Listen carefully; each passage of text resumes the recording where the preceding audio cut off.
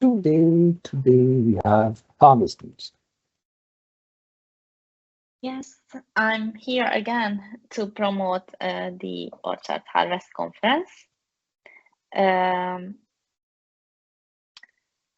actually here, first of all, to ask if you have any questions regarding it.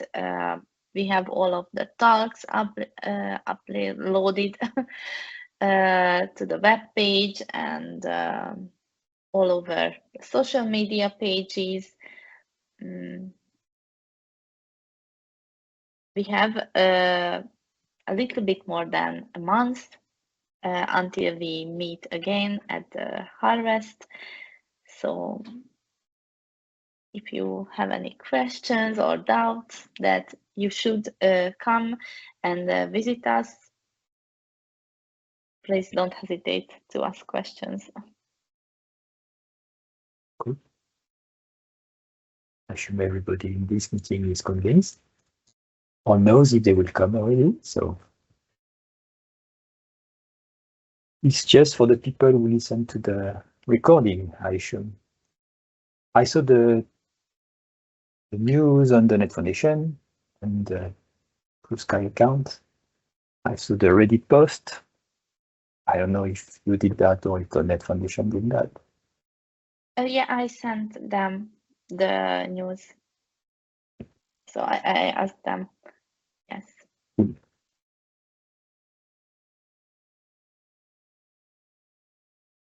Yeah. Yeah. Again, if I really appreciate that a lot of you repost my post, and please continue to do that. Okay, thank you. Thank you. Harvest demos.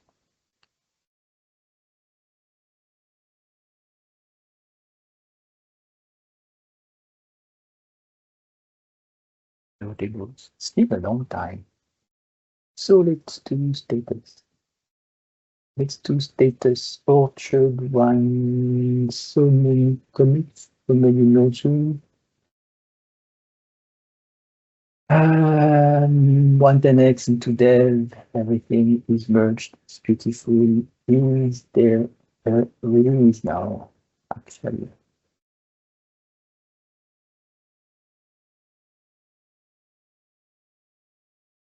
what do we have here?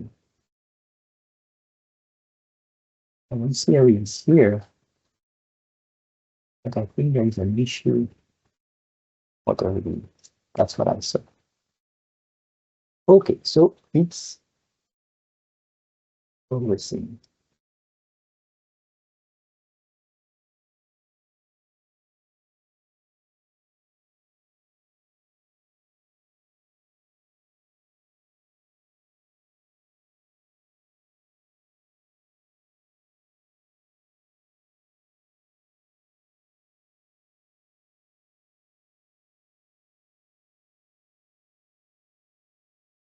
I'm not sure what I meant by why do we care about 110x. But if you say that I said so, maybe I said so. So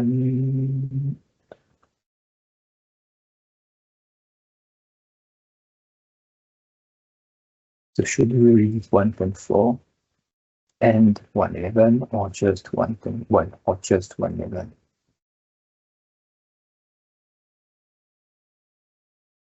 Not sure how many people wait for the release and not taking the branch.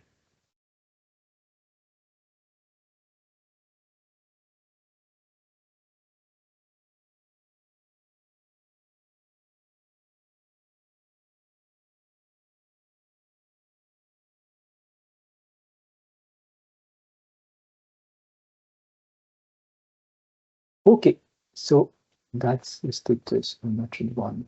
Orchard core. Let's go to the top. And last week, 30. So that we saw and we talked about that. and then we triaged it and we talked more about it.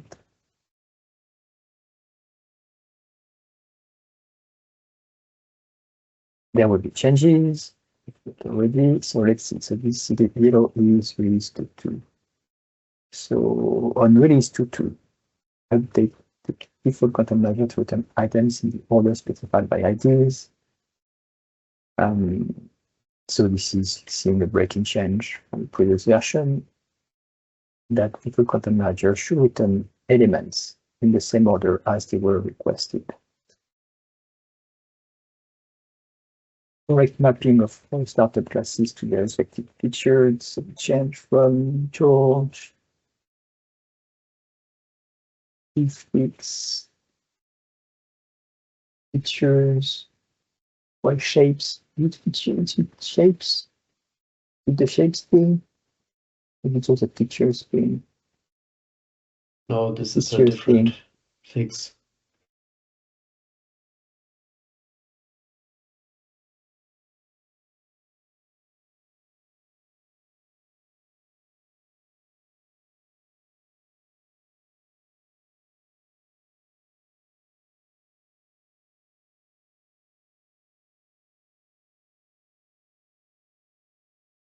So that's a new thing.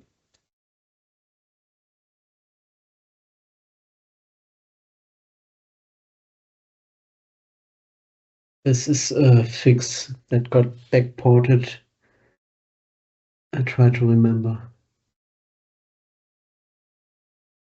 Oh, if you don't use the startup base, the features aren't assigned to the correct. I remember feature. what you said. Yeah, it's the name of the class. Yeah, okay. Right. Now main branch, Lucene BooleanQueryProvider throws something that was in a ref, so Christian fixed it. Job and a test. Updated Elasticsearch. Updated create to community metrics. Correctly extract values from TahHelperAttribute. Yeah, this is surprising.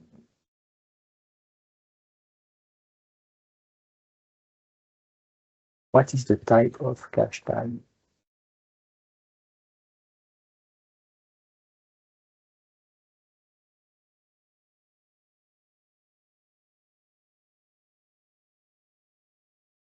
Cache ID. Try get attribute gets the cache ID. So it's a nullable thing.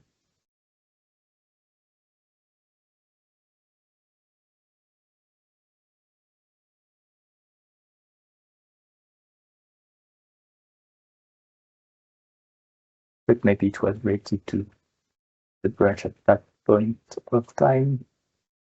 Yeah, so dot value gives you the actual value. If you just do dot cache, it will give you the type.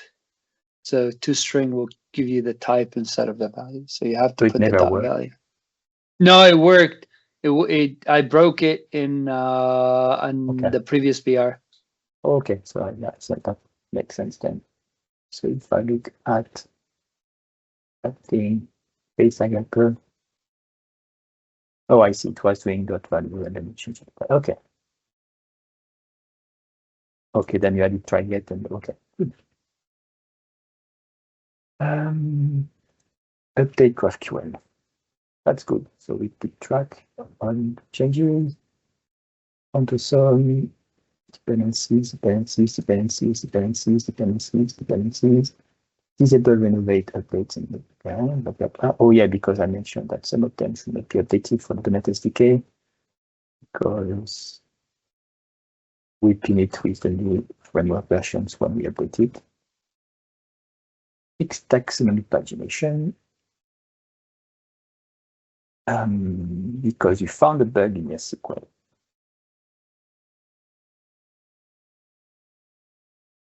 You can't list and then a count. So you do the count first and then the list. If you have some paging on the list and you count it won't remove the paging. So now it did the count, and then it did the list. It should add the paging.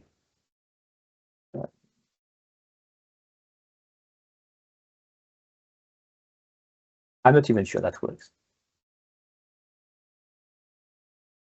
Oh, it works. I tested it. It works. What I mean because is that when you run after your PR, I'm not even sure. I'm not sure that will work anymore.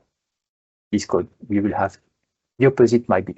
So in your test, I was thinking about it, and now that I see the code, I'm like, maybe there is. So what Mike did in SQL did the PR, which I merged, which when you call count, it will remove from the query the part that does the paging, correct? So if we have a query that has some paging, and we call count, it will remove the paging. Then if you call list, there is no more information about paging. I don't think so, because the count clones the SQL. It doesn't alternate the one in the session. Okay, beautiful design. Oh, love it. Yeah, that's good. Then list will apply on the same thing. Okay, that's good. Okay, cool. But that might be something to test to ensure that. Agreed. Maybe it's good to test it as well. I'm guessing there is a test for it. We have a lot of tests. I believe the existing test would cover that scenario. That's why I merged like without hesitation, because there was one more test. So I'm like, yeah, if it was breaking something like this, we would find it, but we should confirm. Maybe in the same test, the same unit test, that the two orders would work, or exactly what it's supposed to return. Okay, cool. So that's a mitigation for now. Well, that's fixing the issue, but using a mitigation from how SQL works. Or was the issue from SQL, actually, this issue?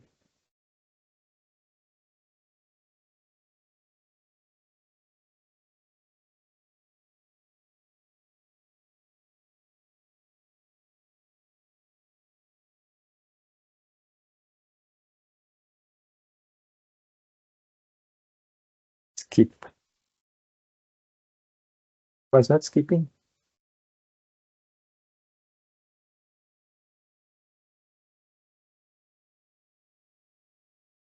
That's surprising. Yeah, that's bad.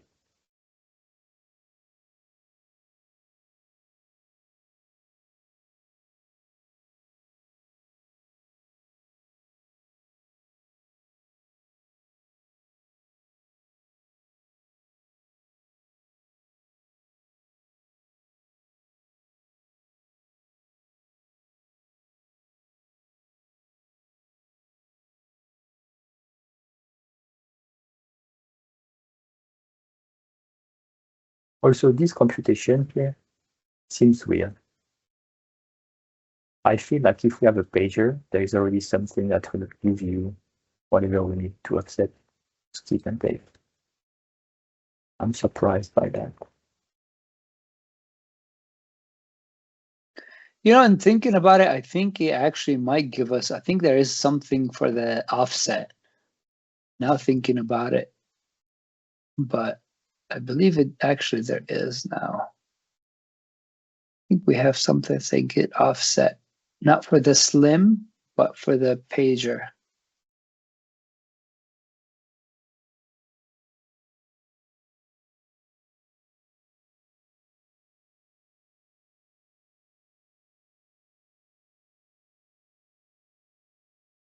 Page 6.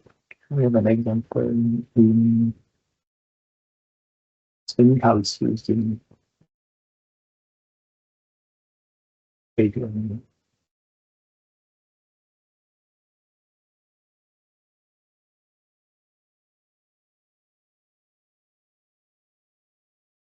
So this is just for one.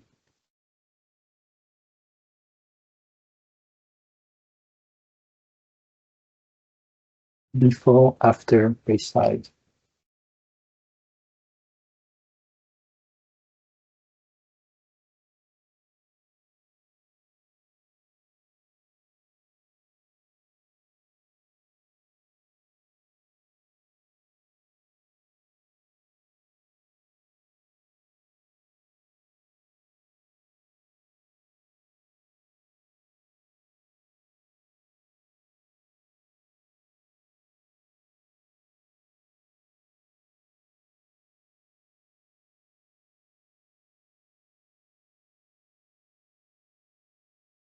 Pager.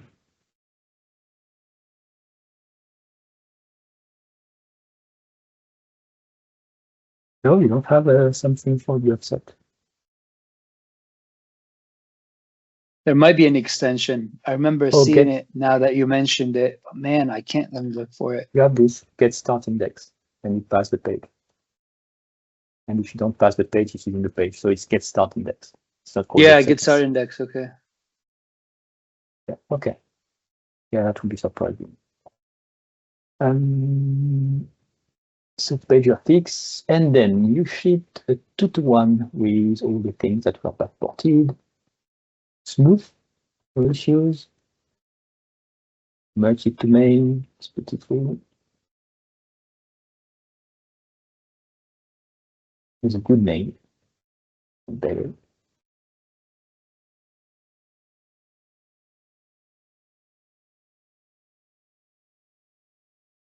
Too easy. You didn't overwrite the number main. So it's all good. Now there is a 2-to-1.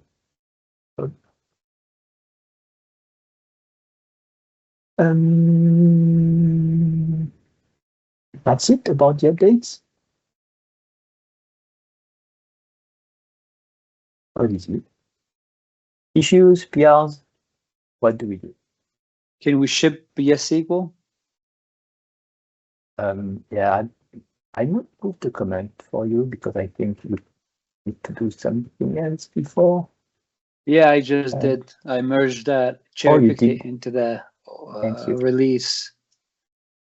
But I think we should release from the branch, the 5.x branch. Okay, okay. That's perfect.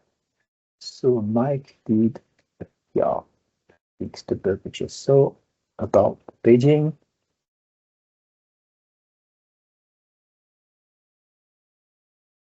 Count list, and let's see.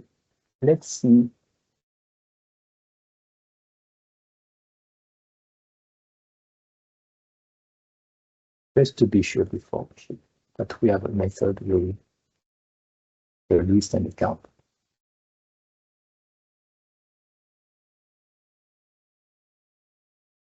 Yes, we have a test with list and then count. The list, so the pager says we need just skip one, take one, so we need one. Take one. Records with list, so we should have one, there is single, and then we will count and we still have two. Okay, this test hasn't been broken, so that is fine. Cool. All good. Then I was about to ship, so I went on SQL, and this was merged on main. I went to SQL, and I went to ready, and I said 457. Select the tab.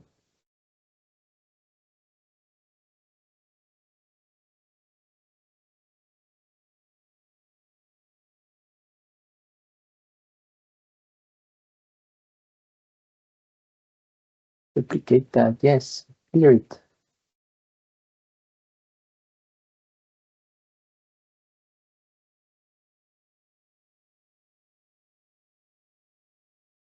Publish. And I generated the results, and I looked at what was contained in this.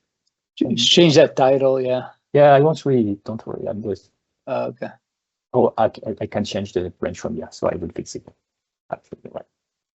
So, and I saw remove all obsolete methods, previous allocations, clear trade. This one, I'm like, remove all obsolete methods from minor, a patch release. I mean, that doesn't sound right. So this one is fine, but these ones, they are supposed to be on main because now there is a new branch, 5.x. Because this change here, remove all obsolete methods, is supposed to go to a 6.0. So I didn't ship, and then Mike said remove the change on the 5x branch. So hopefully with that, and I say previous tag auto release, it says from 546 to 547, and there is nothing on 5x. Where did you pick your change? I hope it's not 50 because 50 is 50. Let's see.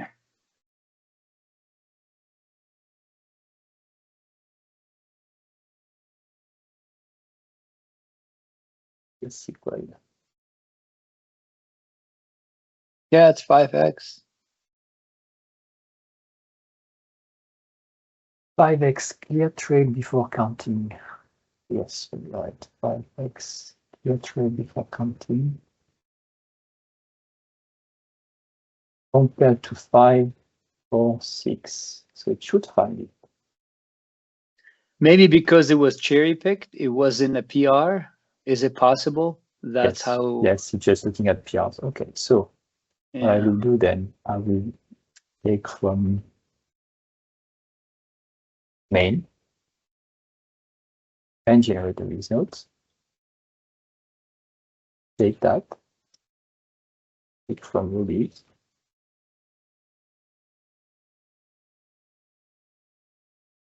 Yeah, interesting. So I will just actually take that and remove that.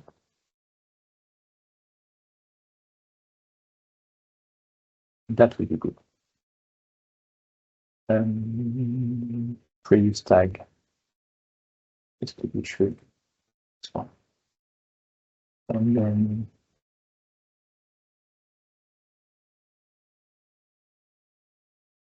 it's good.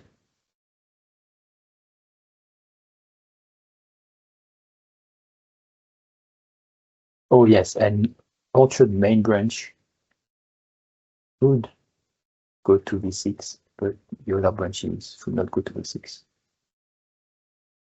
But we don't have to go to V6 yet. So publish, all good. I think that's good. Don't highlight. I agree. Okay. And just so we don't forget next time.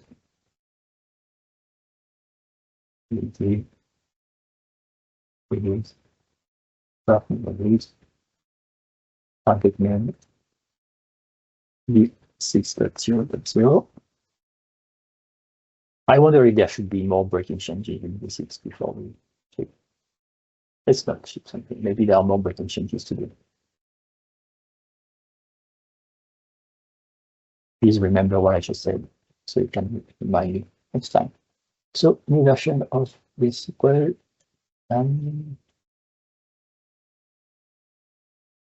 Yeah, or anything else? Before you look at PRs, I think we need to put a target release date for Orchard 3.0, and I think we should target it before the harvest. So I think we should have a plan to release it soon. You have one. Yeah, I think it's nothing. It was arbitrary.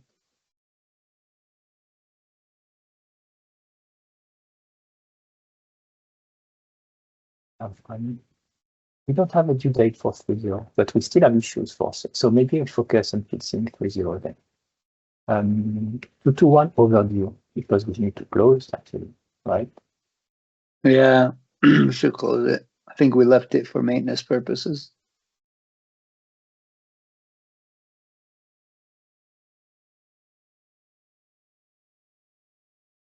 Maintenance, so we can assign it. So maybe if you name it to 2x or 2x, we have a 2x, so but that's different. That's a fix just to say we need to fix it.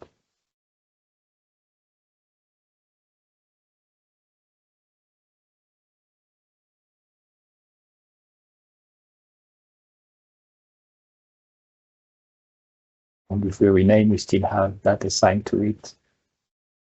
We can close and create it to one if we need.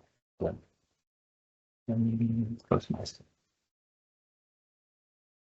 So we don't have a date on the 3.0. That's interesting, but we have issues assigned to it that we should focus on. Good thing is that they are all from 2024, which I should don't matter much.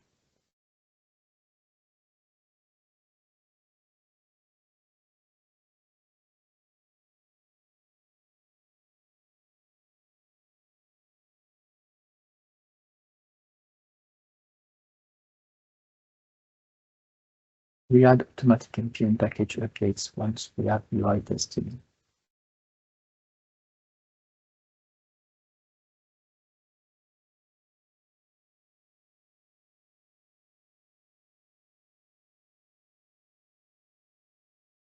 So we still don't have an npm update.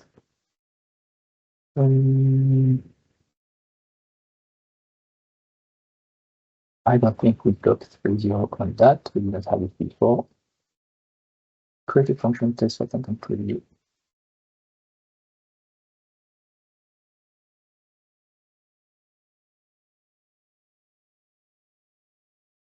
We don't look on that. Migrate IContent definition event to new IContent definition and is that the issue? No, it's not the issue where we commented about what to do. This one.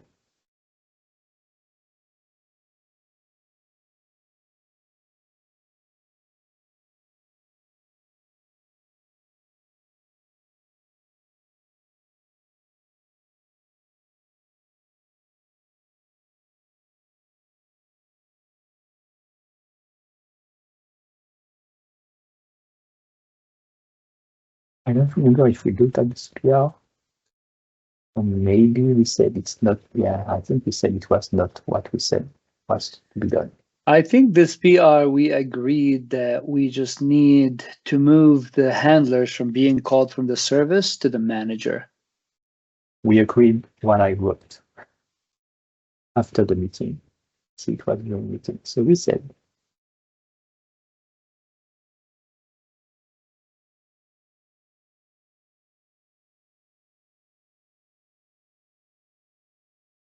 yes, we are moving the event handlers to that.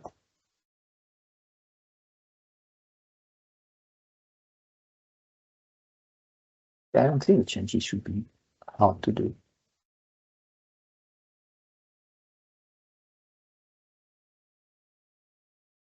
It's not. It's more about being careful not to introduce a breaking change or misfire an event. But it should be easy change. Extract orient, that's the thing to do. And then I added more comments about when we do it, we should ensure that we don't call missing this way and blah, blah. But extract all the things that create view models in the interface by moving it to the controller that you need.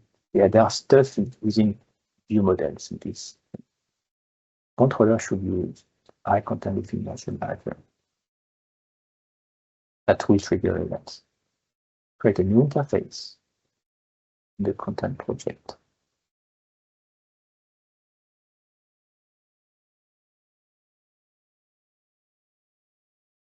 Yeah, it's splitting something.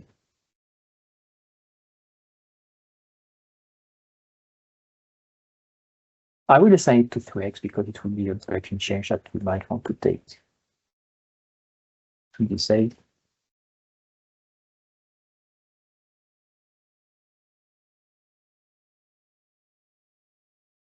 This one is assigned to 3.0. This one I will remove.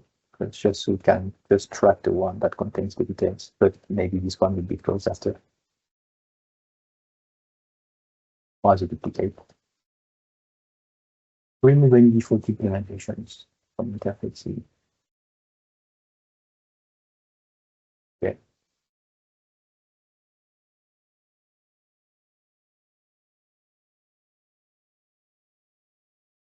Yeah, the fallback implementation.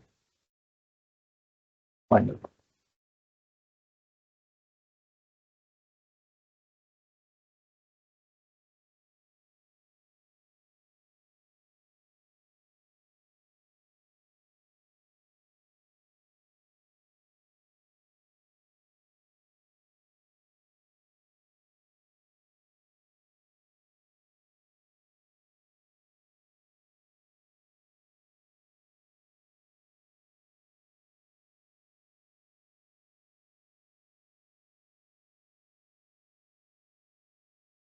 So no equal.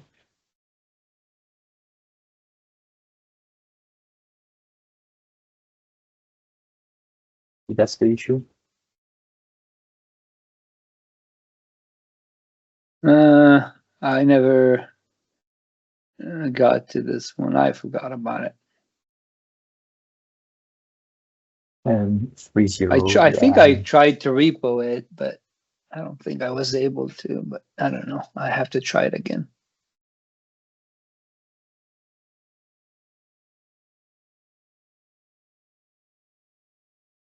I would put it to a 2x.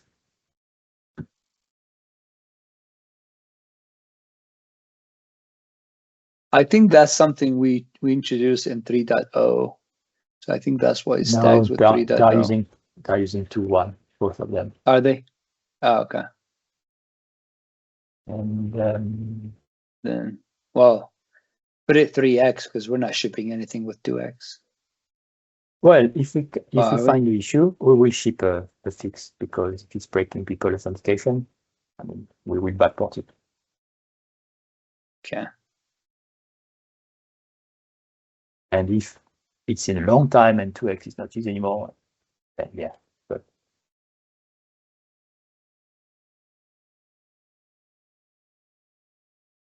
But I see your point. It's like we assign things to 3x by default, then we backport it, which makes sense. Yeah, exactly. We cherry pick Okay. whatever we want. That's what I'm thinking. It's nicer. Okay. What's it? We have then two things that we could do, because breaking changes that we might want to make.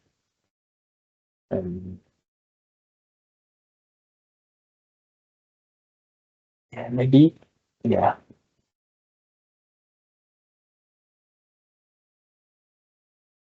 Okay. Yeah, there are other changes in Fluid 4.3.0 that are breaking the API also. Maybe I should mesh them.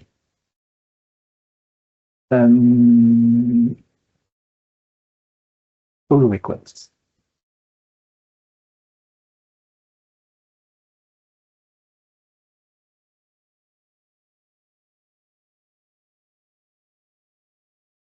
Did you ever get a chance to look at that morphing PR?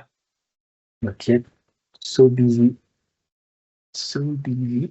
But we could take a look.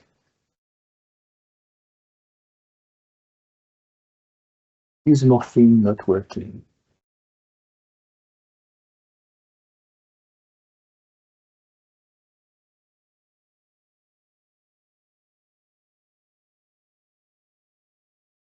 Oh, something you need to do also. When I see that, when about to tell you.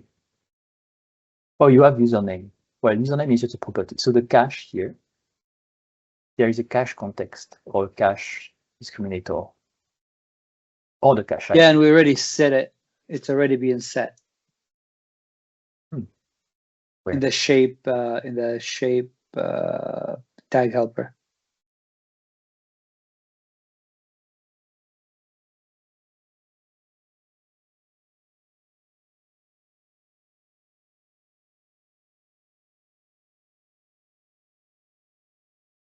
Oh, this is a PR that changes the thing before. Okay, so maybe I need to look for it. No, it's not set. There you go. That's what I'm Line saying. 51. Look Yeah, on the. If If it's not set, we specify it to be user. See it? Where? So if the 41? tag helper doesn't, yeah. Oh, if not. We, okay. Yeah, I we didn't add see it. the not. Ah. Yeah. So if not cache context, then you say you add a default cache context of user. Interesting. If Yeah, not because if cache the ID, user specifies something, we'll honor whatever they provide. that's great. But if they don't, we'll just set it to user.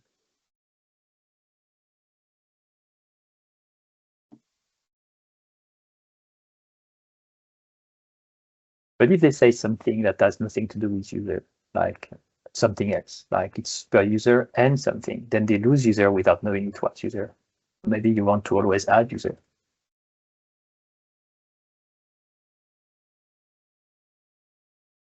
Even if they put a context, you might want to add another context. And I'm not sure you can do that. Like maybe cache context needs to contain everything. It's just a string. In the API, you can add multiple times, but in TahHelper, maybe it needs to be fusioned. Concatenated. Okay, and you do the same thing here. If it doesn't provide a cache ID, you say it's cached by default using that thing.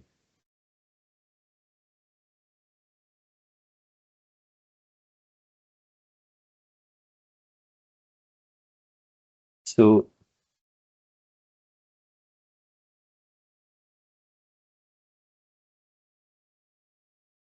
yeah, you could always also set a cache ID.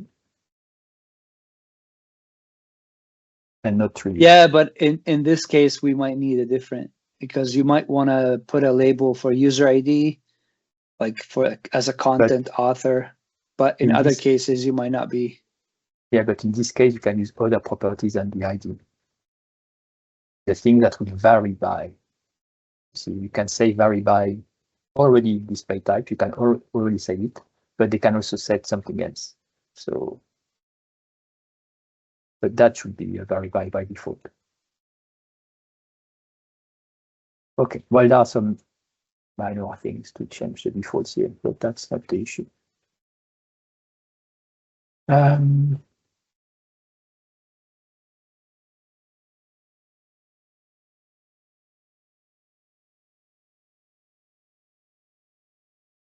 So we invoke user display name shape from the handler. Sorry, the shape type provider.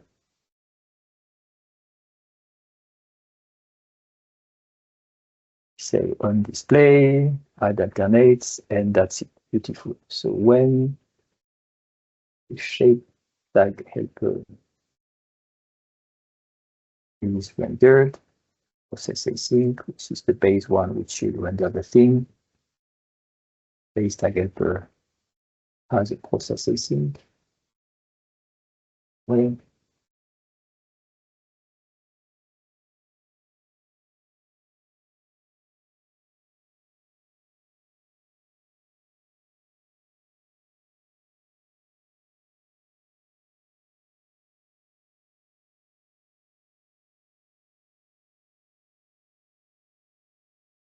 this one, process async will, that's not this one.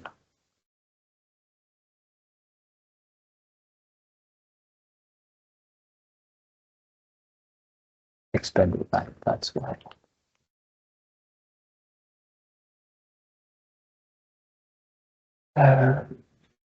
Process async.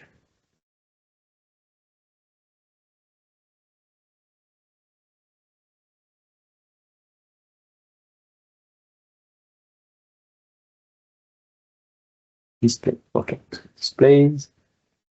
So when we have something like that, it will render this shape user display name. Say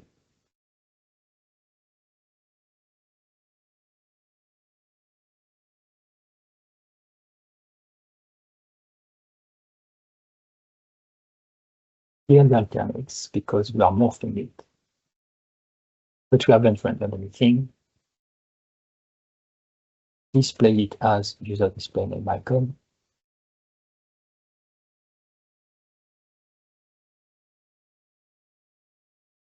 Oh, I see now because yeah, I see that.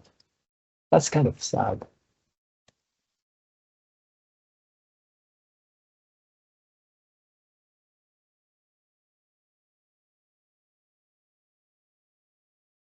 So what we thought was that you need to call the same model again because it will have all its properties and they will flow across each shape rendering. Clear cache child content, and you say this one is not called. it's not rendered. Okay, that would be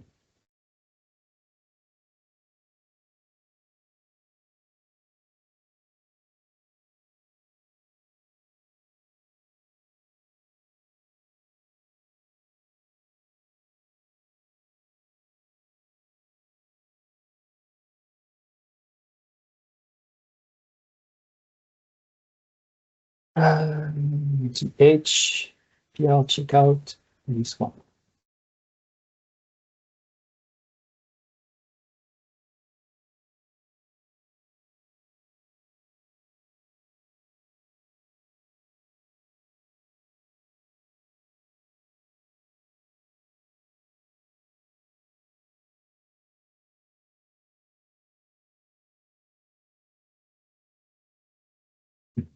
Let me see.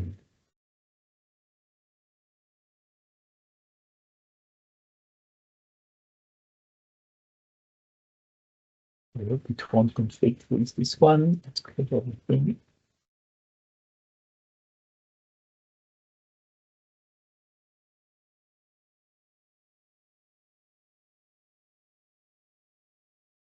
So why it's building?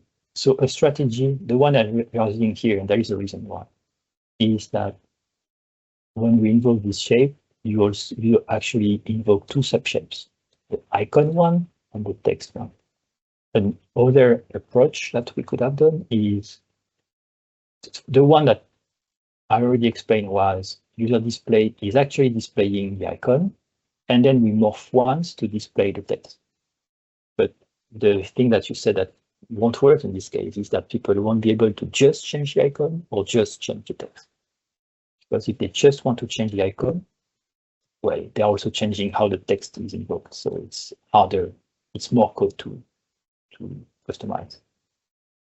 The other option is to have this shape here just morph to the icon, which is the shape, this one, and this shape to then morph to the text, which is then in the shape. So this might not solve the issue, but that's a different technique to do it.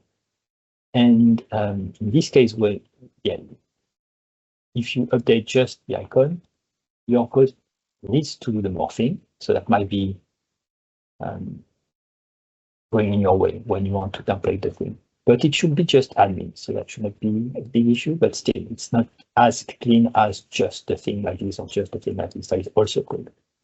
So that's what you are doing here, which is this thing will never be touched. You will only touch icon and text. And if you want to replace both, you will have to replace both. And what you're seeing is that when you invoke that, this works. Or does it actually work when you invoke the first one? That would be interesting.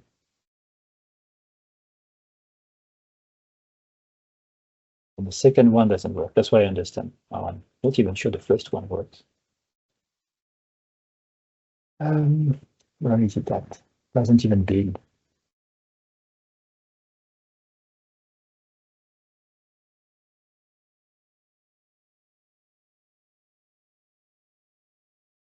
Speed date just 90. 1 second.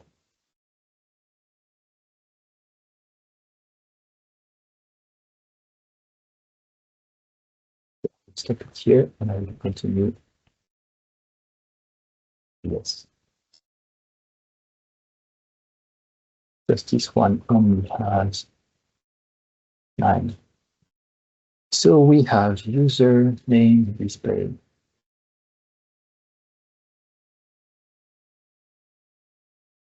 Don't we? No display name.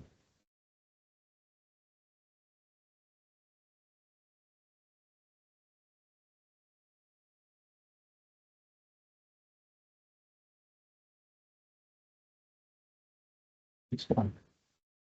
And what we need to look at is the shape display. What is that? Let's look. Base shape tag,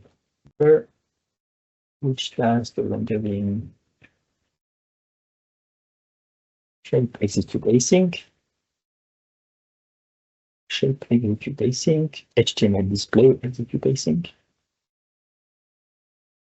Here, okay, this is the core of the shape rendering. So I should put a breakpoint here, but if I put a breakpoint dump one, then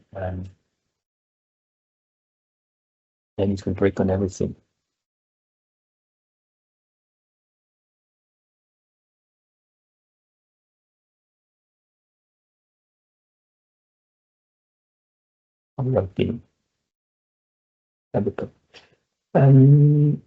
And here you will see the logic that goes into the caching and also the logic that will skip the rendering if there is some child content here. And this is why we set it. Okay, so this is what's important here to check. And where is the caching? This is on the cache. The cache will be invoked there. And if the cache sets the child content, then we set it. And if it's null, we render, but if it's not null, we don't invoke the pipeline. We just go on. Okay. That's the idea. So let's run that.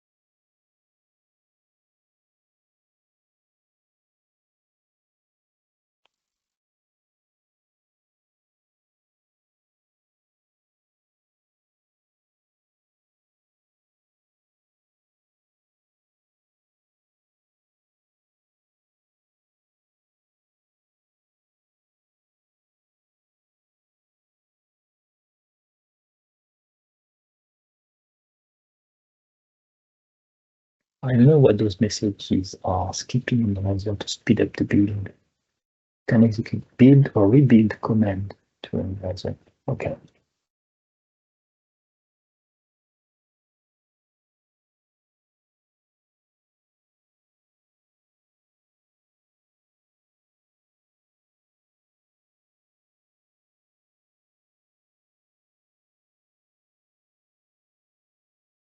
Where is the file here?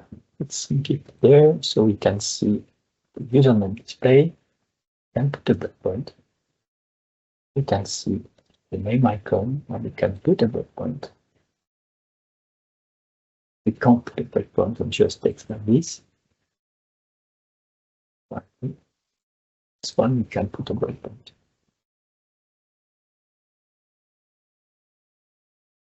Some tracing. HTTP2. Oops. Okay.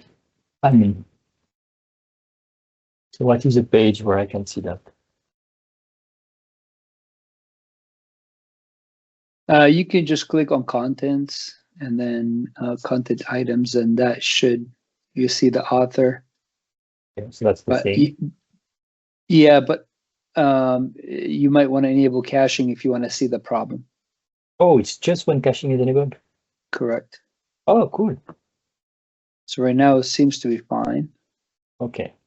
So what you did also is something like that. The name, I'm putting on the text because it's the last thing. So we see. And we said something like random shared next. Something like that. I'll refresh. There is no dynamic thing. Why is it working?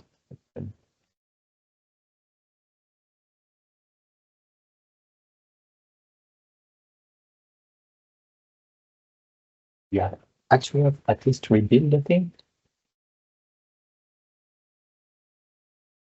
Yeah, I think you have to rebuild it and and rerun it because the hot reload doesn't work.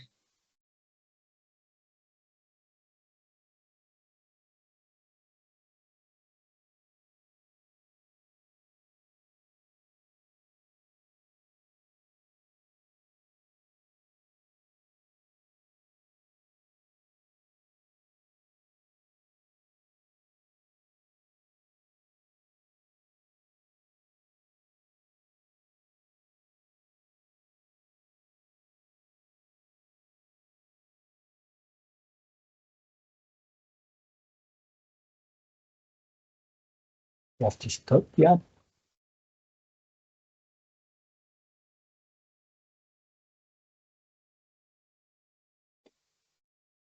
Yeah, you do. You have to rebuild it and restart it.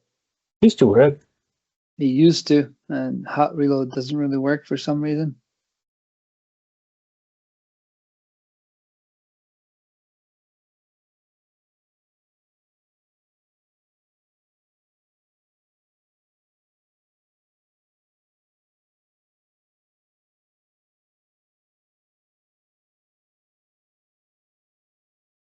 Okay.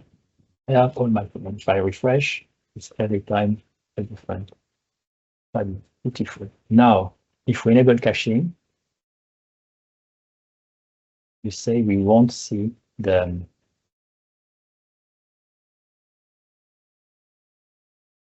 I assumed the text. Okay, let's try that. Pictures.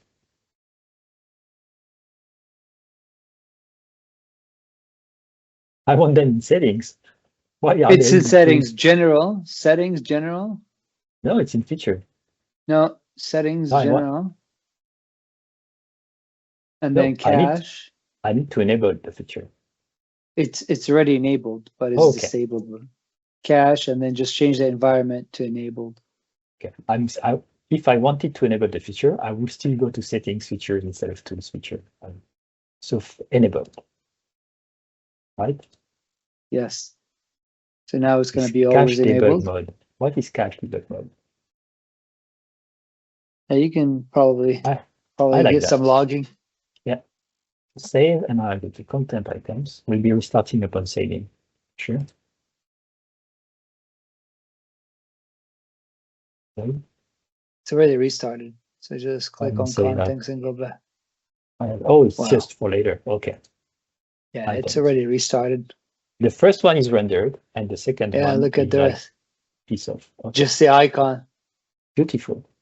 So and if I do it Yeah. again, nothing. Oh, that's great. Yeah, that's great.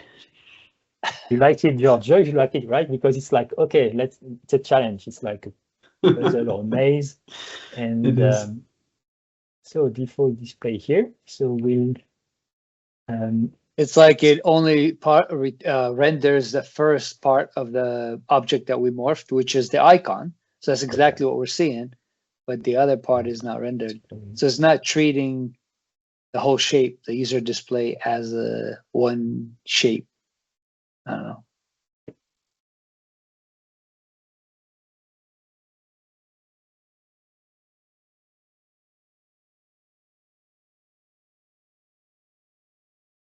Where's the target there? This one is the one I want. Because this one will be triggered all the time, I believe. Let's try that. Debug attached to process. It is. This one gets called every single time. It's good. That's good.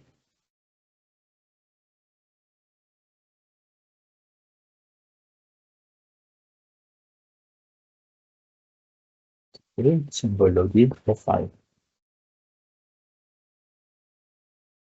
So we are in the default HTML display. I don't want to go there yet because it will render lots of shapes. Now we are in the shape tag helper, and this is the first instance. There will be as many instances as this one, okay? Because this template is rendered. The main template for HTML rendering is rendered 5 times, so we'll have 5 calls. Username admin, that's me. If string is not empty, no, properties, username, yes. Output trade. So you set the cache ID, right? Because in the view, we saw that you set the cache ID. So we should have one. So it says if not, so we have one.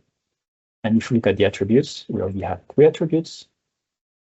The title, display type, and the cache ID. Beautiful. User display name author. Cache context, you set it on user because you want to change each user. And cache tag, okay. And I will open the cache feature because dynamic caching, where is that? Dynamic cache, services, default cache service, get cached value async. Cool. And then cache tag. What is that thing?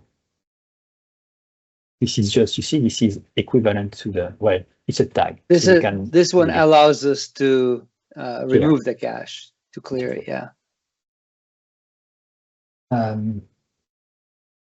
Okay, and now process, which will render the thing. So I will go in the process just to be sure.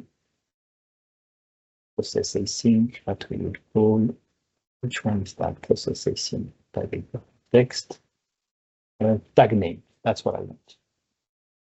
Tag name, okay, tag name is a display name, tag name, tag name, tag name. And I want to go there, create async.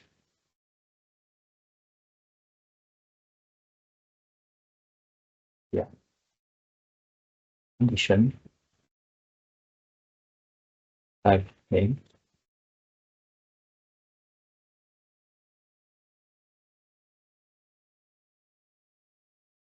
Where is tag name?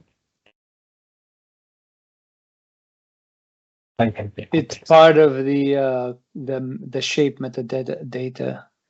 Tag helper context. Oh, in this case, yeah, you just go tag dot contain.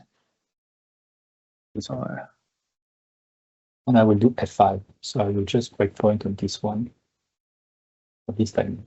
Okay, because there are lots of shapes that are being rendered. So this shape here has username, property, title, and display type, and it has a type. It should have a type. Type inside the metadata. So click on the metadata. Type. Display, right? And I will F11 inside.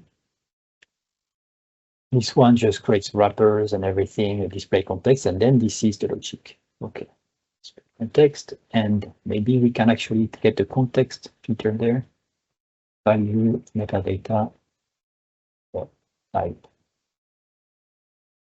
Let's do it again. Context value metadata type.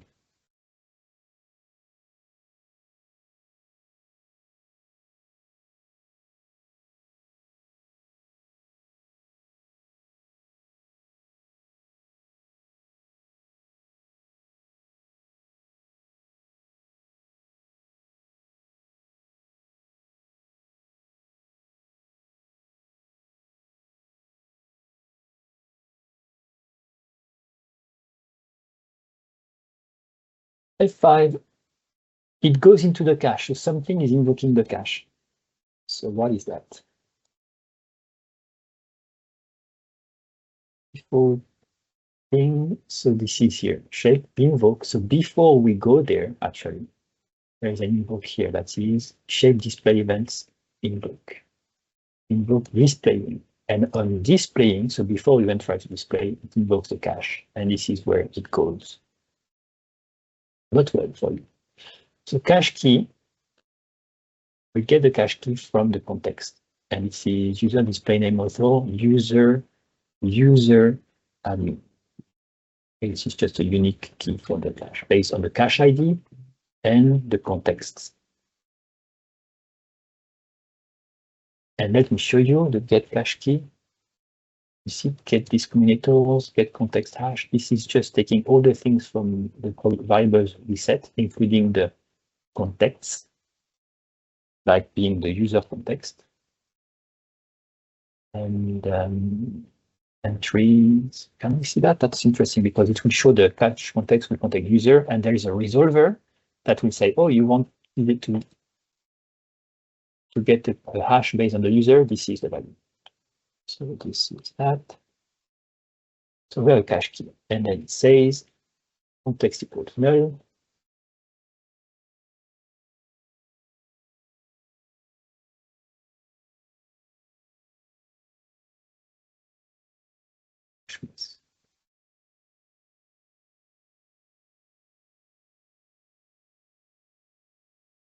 So the first one is a cache miss. Okay. Interesting.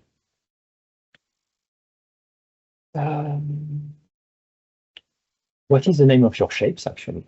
Let me check. We should not break on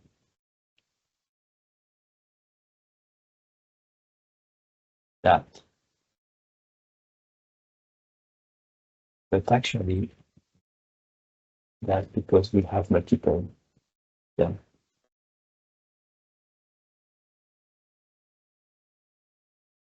Sure. And here, shape events invoke. Now we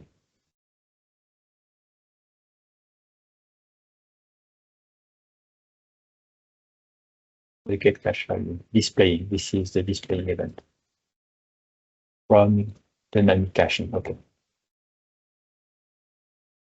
And then generates the wrapper to show what is cached. Okay.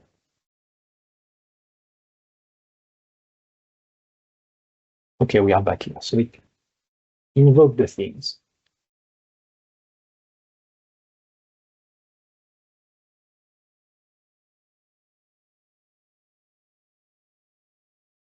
And now this is the rendering. So it says, okay, we are about to render the thing, so let's add the alternates.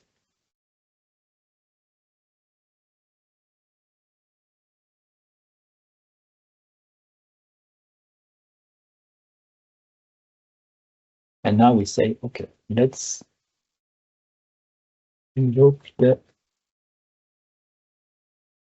displaying events. Which one? Action. Displaying. What did we do there?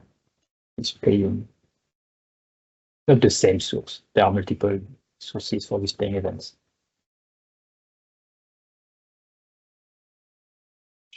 Data. And the child content is null because it was not cached.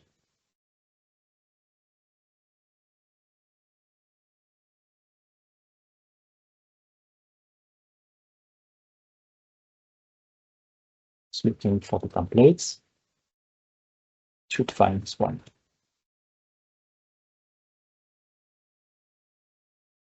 Process. Actual binding. This should be the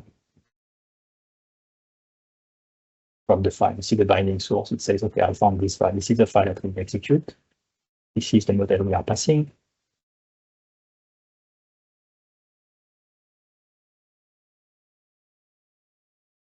And now it's looking again for caching.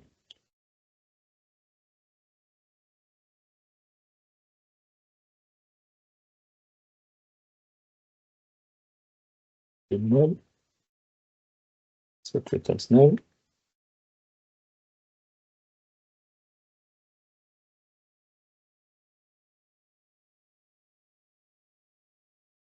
It's looking again for caching because it's the next shape. 5. So where did we miss something here? Because it's in a wait, so it's just process the next one. Okay, so while it was waiting, it started processing number 1, I believe.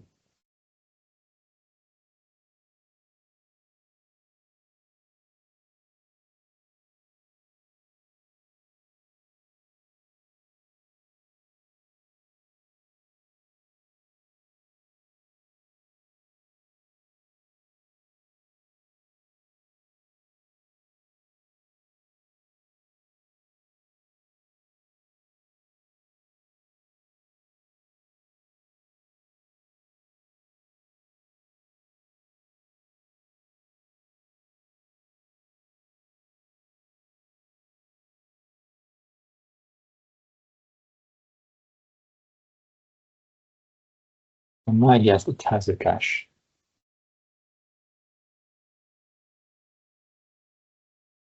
Content. So this is ugly because this is a debug version. Okay, it says cached thing. This is the instance. And this is the value it has cached. So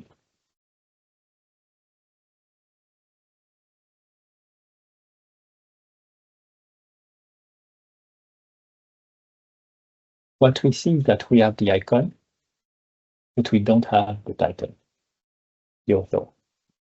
And this cache here is the main shape.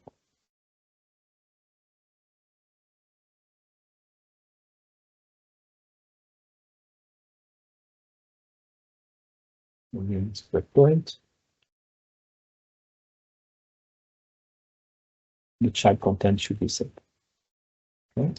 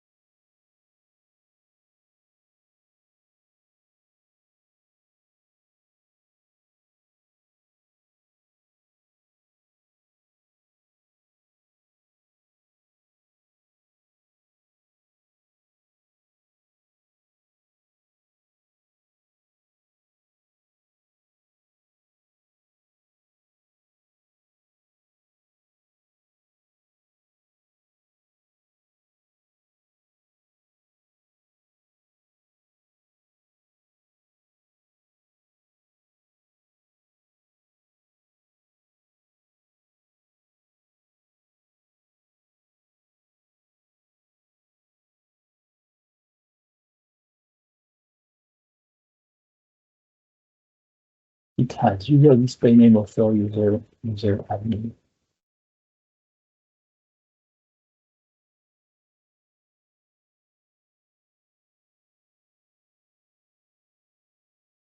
And here it says cache context, user display name, author, user admin.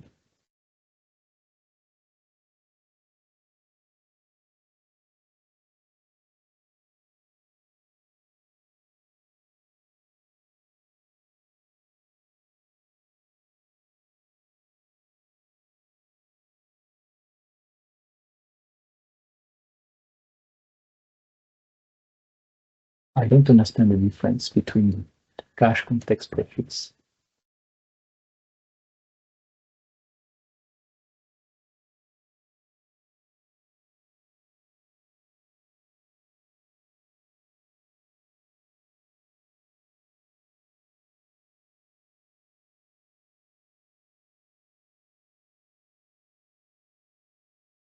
So what I believe is the issue.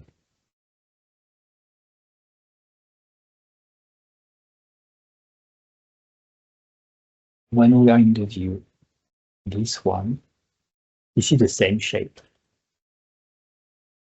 And we have a shape context which contains the caching properties, which must have been copied from, or is it just looking at the metadata? Sorry if I interrupt you. Oh, sorry. Go ahead. It's using the summary admin shape template there, and there are additional span tags around this. And they are also not cached. Okay, so But shouldn't they be included? So it looks like it's just caching the first shape that it got morphed to, and not also, the one used by the tag helper. yeah, so you also say is that it should actually cache that thing. Yeah, and it's only caching this one. the icon. Yeah. Also, my breakpoint didn't fit because I was not in the correct one. Yes. I believe it cached the other thing because probably we cached just that one. When this one was rendered, it must have saved the thing as a cache. That's probably why we see only the icon, not that, and not doing rest. So I will put the breakpoint again here, and let's see what's happening. Metadata type here. Type content. I'm not sure that you don't do that here and there.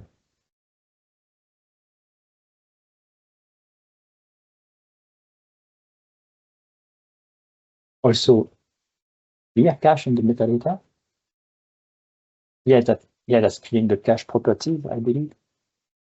Is that you? Did you add it, or was it there before? That clear cache was added, but there's always been cache information inside the cache or inside the metadata.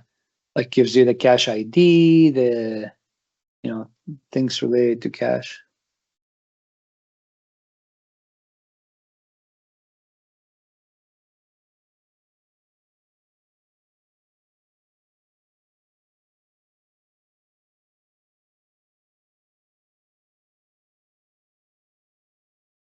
You might get an exception here if there is no cache, or maybe not. I don't think cache ID is not directly on metadata. There's a cache context inside. If you look for cache metadata, you'll see, or shape metadata.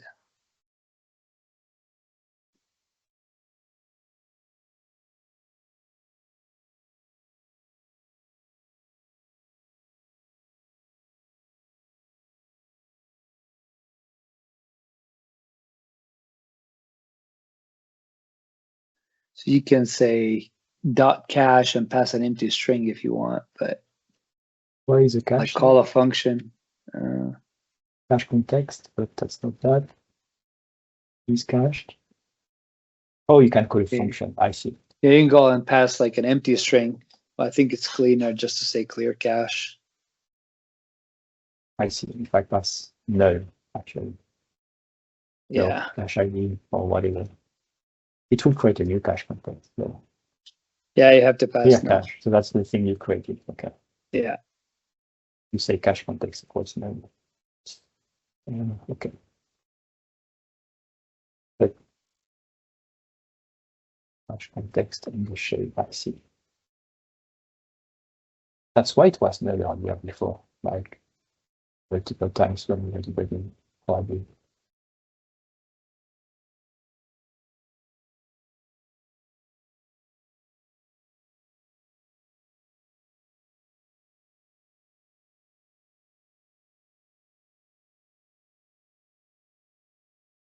So, but we still want it to be cached. Yeah, but I think what we need is to cache the outer object, not each shape. Yeah. Yes, but you don't want each shape to reuse the cache from the Correct. outer object. So what you want is that thing here to say actually cache and something else, like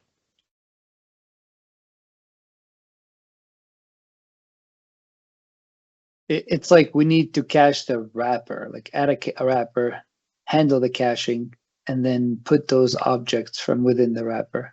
the wrapper will be cached.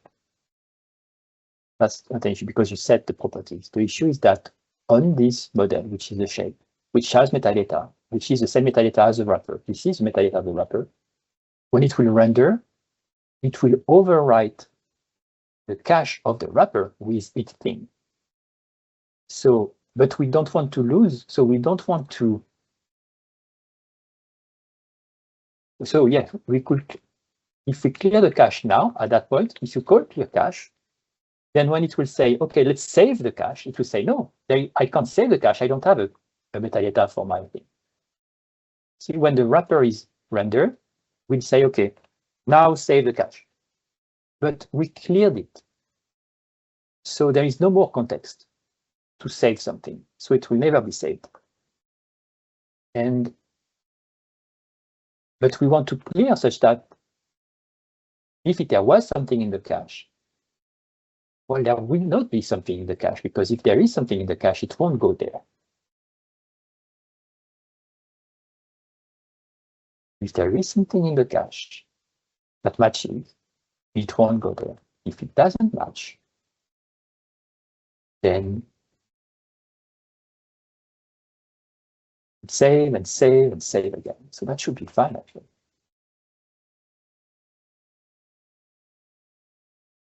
You have to fix line 13. Yeah. What is it? I think it's good.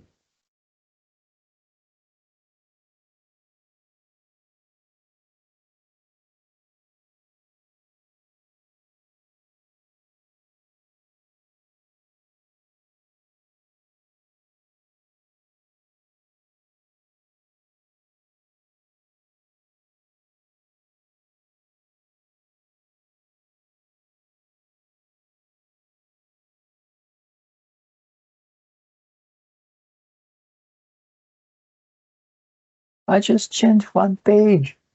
What are you doing?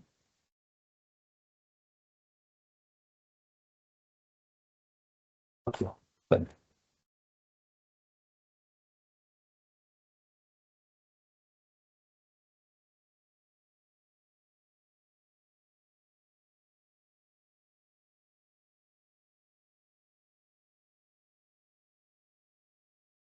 We have two icons. We have author, cache, F5, and now we have just the icon. Okay. So now what's interesting is that we have the cache debug. So we should be able to see what was cached. Okay, we see here. So span. And then we have the cache shape here, which contains the icon, but not the text. And then we have another one.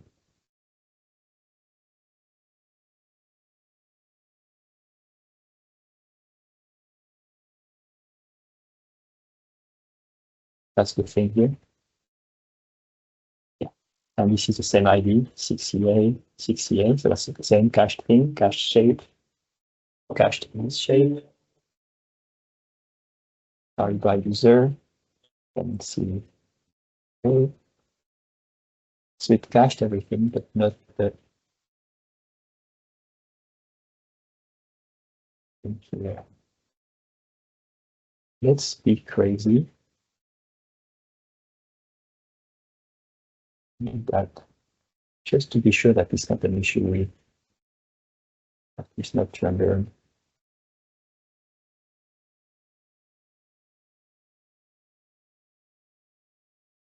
Well, I'm building just this project. But still, the span is not cached, right? Because it's not inside the cache wrapper. That's interesting.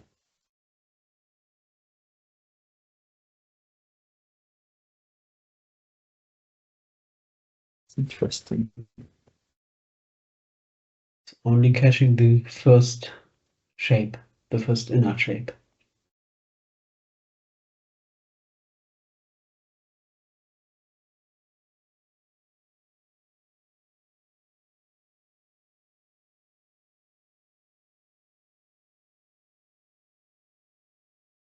Now we have the author with the number. Okay, so that it caches this thing only. So we have the nodes. We have nodes here. And for the cache like this. We have the nodes are just inside the thing.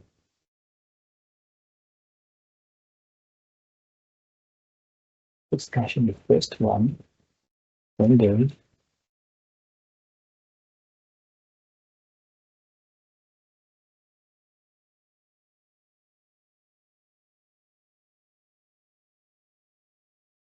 There is also a thing with caching.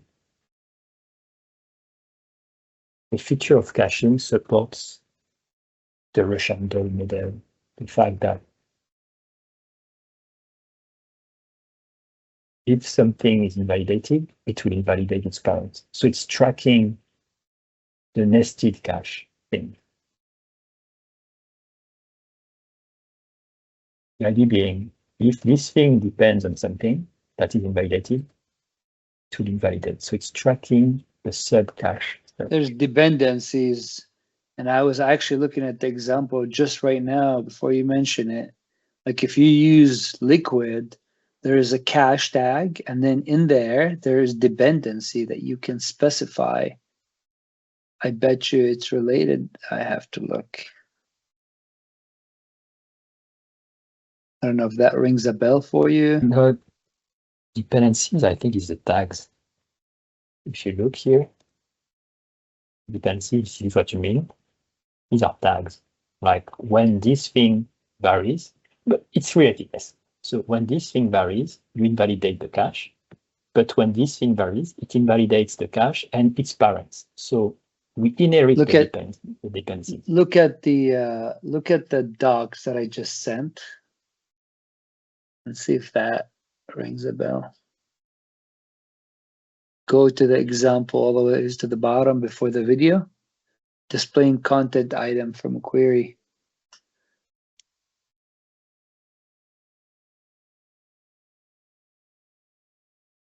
Down one more, yeah. You see right here how we're adding cache dependency. Okay.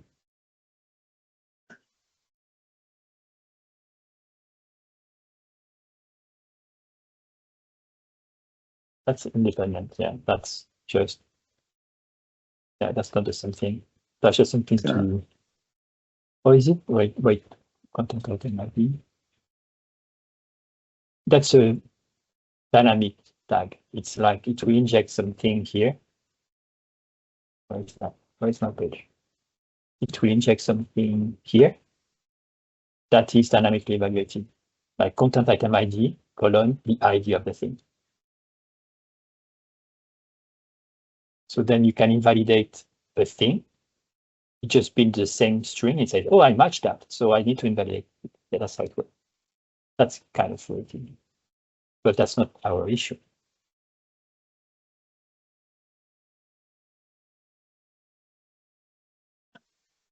Display async. Oh, I'm not debugging, by the way. I'm not debugging, by the way. I'm just, oh yeah, did that touch.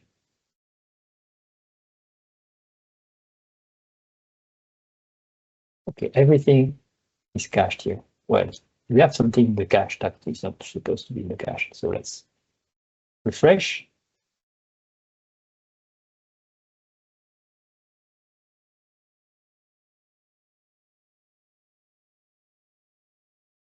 Context is there. Okay. I will. Okay, now I'm in the thing. It's trying to render it. Alternates.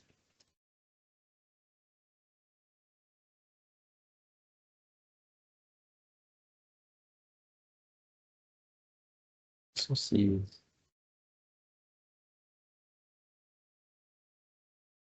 Oh, it's the same thing. And metadata dot text. What is the thing? Cache context.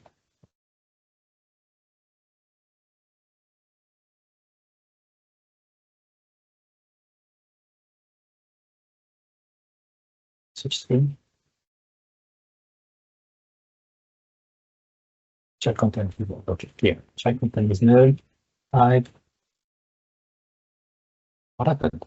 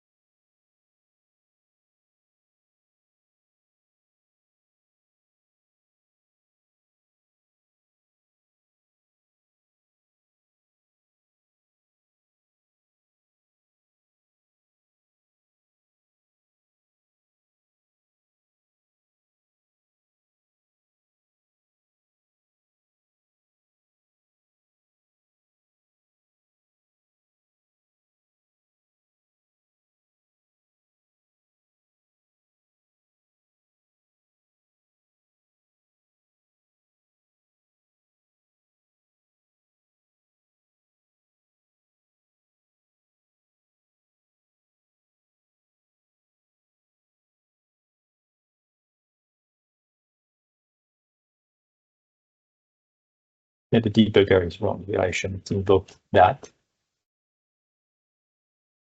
And picked up something from the cache.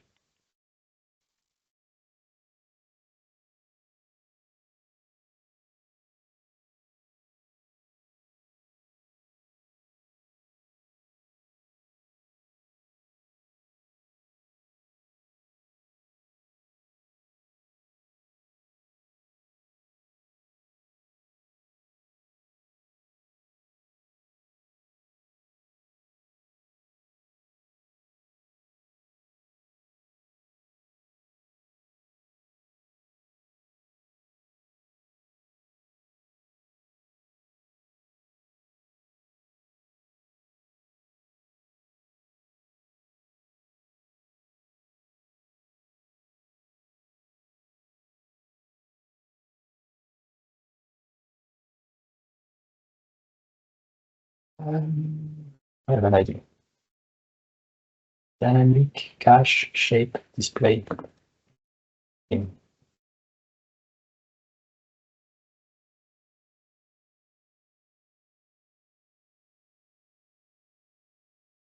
If cache content, get cache context.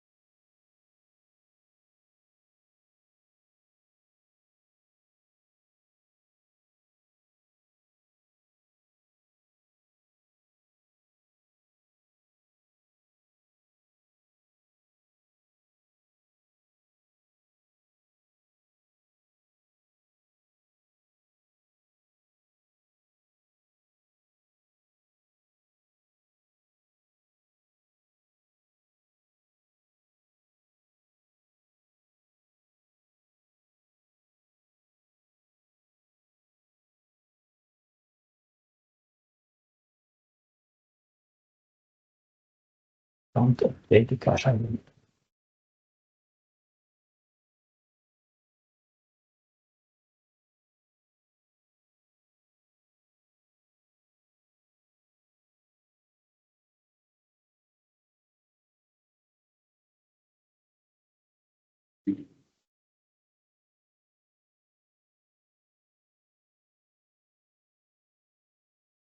I need more logging here, but console log to see when it tries to cache, when it tries to get the cache, on which ID. And then we'll see.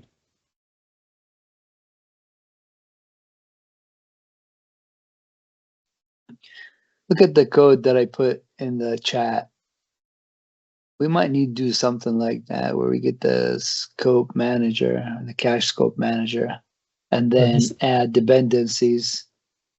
So this is the thing that I told you about. You see, a dependency, this is the inheritance of the dependency. The fact that if a cache content contains itself some cache content, the inner one has dependencies, like I depend on this content item. So this is very, I don't say clever, but it's very important for the caching. So let me add it, because that has nothing to do with the issue we are. It's not the problem we are seeing. So here. So you have, let's say, shape 1, shape 2. They are both cached. They have a cache ID, okay? Cache ID. Cache ID, shape 1. Cache ID, shape 1. This one has a cache ID, shape 2. This one renders the user. Okay, and this one renders a content item. The username would be like admin. The content item might be like blog1. It's an ID, but let's say it's blog1. Okay, this is what it renders. So we have something that renders an admin, and then we render another component for like this is the owner, and we render the list of blog posts for this owner. Shape2, cache ID, shape1, so shape blog1. Or it's shape blog. They are both shape blog, but they have a different shape blog, but the same ID, but they have a different like tag. Let's say it's not really tag is not really the thing, but we can say like the context. We say blog1, and context we say blog2. So this way they have a different real cache key. The cache key is the cache ID plus all the context. Same type, and it has a dependency content item. So because it will render a content item blog1, we say it has a dependency, aka tag. And this dependency here, we can put a string or we can put a provider like the content item ID, the content item dependency provider. So in this case, when we use content item, we say content item ID blog1. This is its dependency. And this one, content item ID blog2. Why we do that is when in Orchard you go and you edit blog1, we emit an event, and it's part of the feature of the dynamic cache. We say, oh, by the way, if anything depends on this blog1, evict yourself. And how we say that, we signal content item ID blog2. And by sending this signal, the cache is like, is there anything that depends on content item ID blog2? Yes. So let's remove it from the cache. And we say this thing here is removed from the cache. Okay, so it's not contributing into the content, no. It's contributing into the cache. And this code here, what it says is whenever we want to write something, a shape, a cache shape, like this one, we say right there, we are like, let's create a scope. Okay, let's enter a scope. It enters a scope. And this one, we enter a new scope, like scope 1. This one, we enter scope 2. And this one, we enter scope 3. But when we enter a scope while we were inside already a scope, we note, hey, we are entering a scope, but we were in a scope. So we need to take all the dependencies from the inner scope and copy them to the outer scope. In the end, the dependency here will be inherited from that and that. So the outer scopes, they inherit the dependencies from the inner scopes. And that's great because now, whenever I will edit blog2, it will remove that from cache, and it will also remove the outer thing from the cache.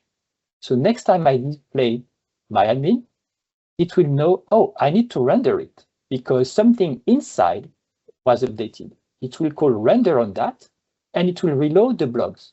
It will load blog1 and render it, but guess what? This one is still in cache. It will render this thing from cache. This one is not there anymore, it won't render it, and it will render shape blog3 and so on. So you see the nice thing is that just by updating blog2, we just release that from the cache, release the whole thing from the cache, but not this part. So this part, it can still be cached. It will be reused when you re-render the full list. So that's the dependency, and that's the scope that will inherit all the dependencies from all the children.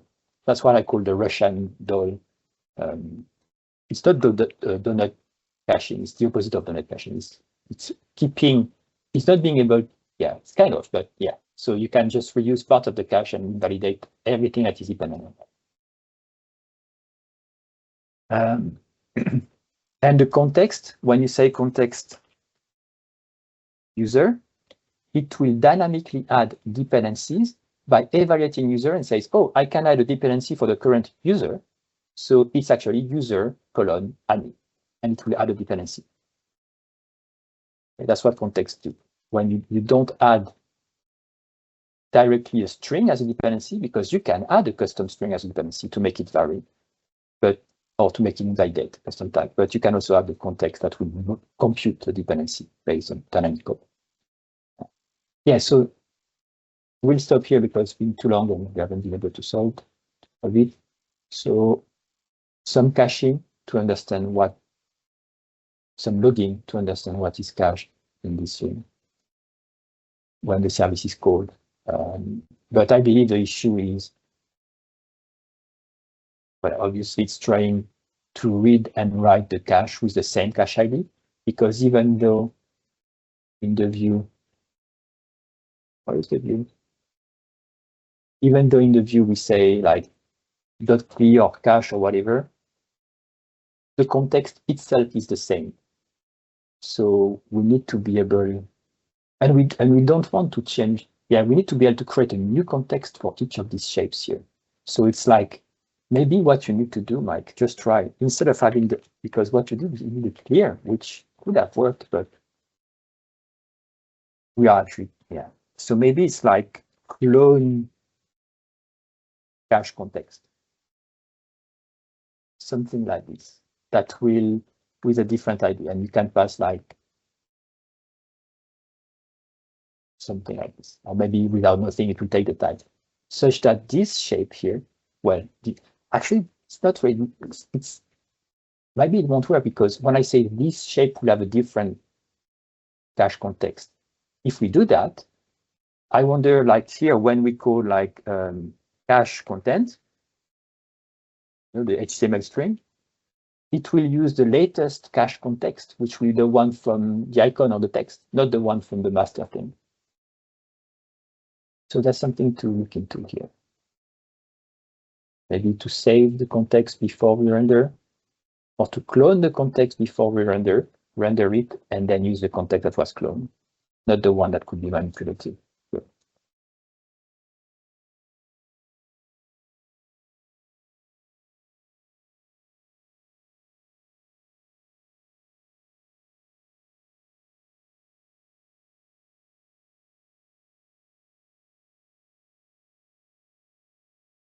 So there's something there. Okay, to be continued, but that's more information about that. And yes, but it's not your code, it's the caching here. We need to clone the context if we want to support that, or to be explicit about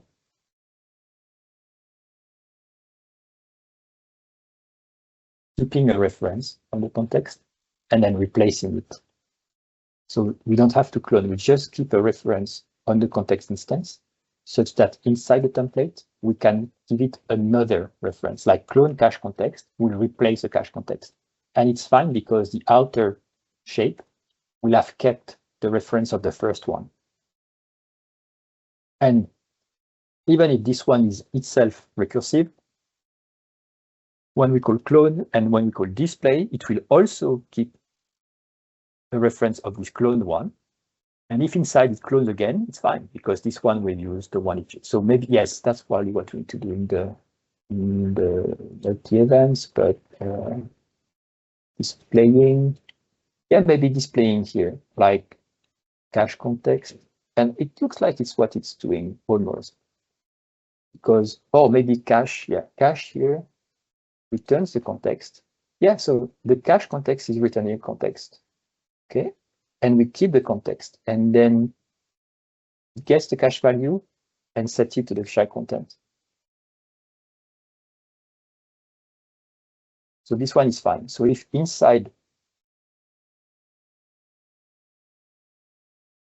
displaying is set to the thing, but this is outer that. This is in the actual logic.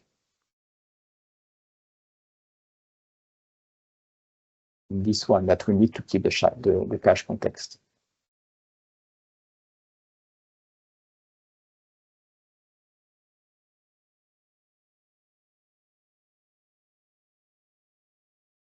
But we can't because we don't know caching here. So something in the event has to do that.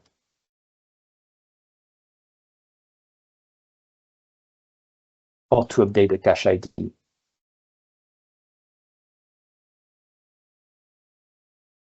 with the type, just to prevent morphing.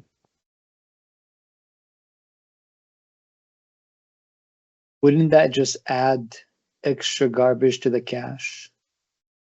I mean, Because now you're caching, you know, the wrapper, the main object, and then you're caching individually 2 objects within it separately instead of crashing one object. This is what this feature is doing. So it's not more than what we are doing already for lots of things. But in your case, if you don't care about the cache, yeah, that would be garbage. And if you don't care about the cache, maybe we need to say like disable cache and then enable cache or this shape. So why is this better than just creating 2 new shapes within here and rendering those shapes separately? When we tried to create the shapes, the issue was that you are losing all the properties. And that's why I told you reuse the same shape, because then this is really morphing. You say you render that, but differently. Yeah, but also in the shape metadata will provide us the properties. We can create a new shape using the same properties. In this case, it will work, but some cases, shapes you can't create. A shape is a type, like you can't just clone it. You just have the chance here that it's the base shape that has no properties. It's just metadata properties. Like you can create a class foo, that is an I shape, right? And in this case, if you have an instance of foo here, model, how do you create a new one with all the same properties as you have in the model? You don't know. Like model here is a dynamic thing. Yeah, but that will work just for this case because you have properties on the metadata. Also, this one, what type of shape is that? What is the type of model? it's the user display name, user display name. Sorry, a class type. Display shape data collider.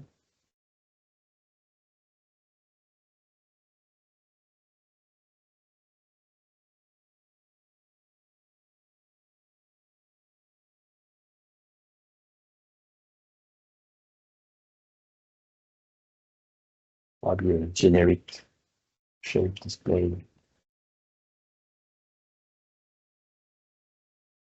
Well, we don't have a specific type here. It's coming from a view. Well, it's the shape that we are creating, the user display name shape that is used or created by the tag helper.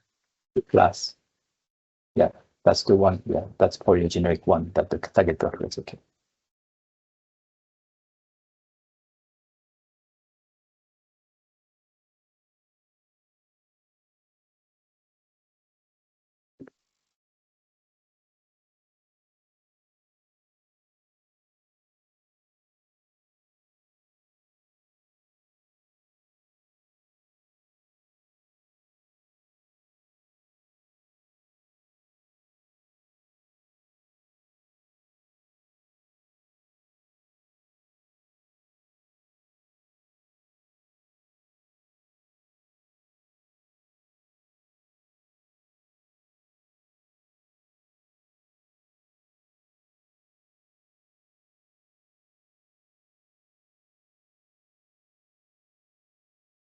Yeah, probably the shape type.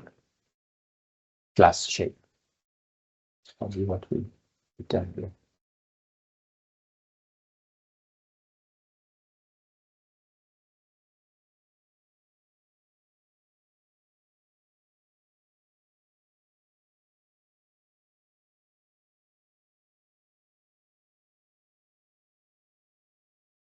Yep, I don't know what to do. It needs to be fixed, but yeah, won't fix your problem right now. So, and if you render a new shape, then you will lose the alternates and whatever is on the shape itself. So then you need to copy the alternates. But you don't want the alternates. You want the alternates for the text. You don't want the alternates for that one. Yeah, which Right. is why I think shape That's might fine, be a good idea, because now you have a new shape and you can add alternates for that shape that you can override. Yeah, you don't need to clear them, right? You just create a shape. So what you do is display async and create a new shape, even like with new something or like you did. Yeah, you can't pass model and a list of arguments.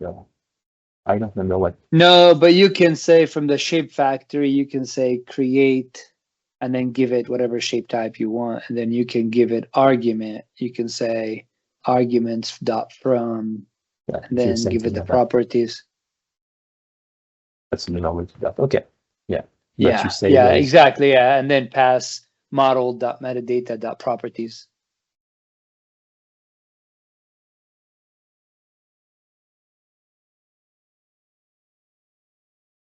Well, you can do that to unblock yourself, but we still have an issue with it. That would be nice to fix. Cool. Okay. Long meeting, long discussions, no result. Was a pain. But we have more knowledge. Thanks, everyone. Thank you. Thank you. Have a nice day. Bye bye. Bye. Okay, bye-bye. Bye bye.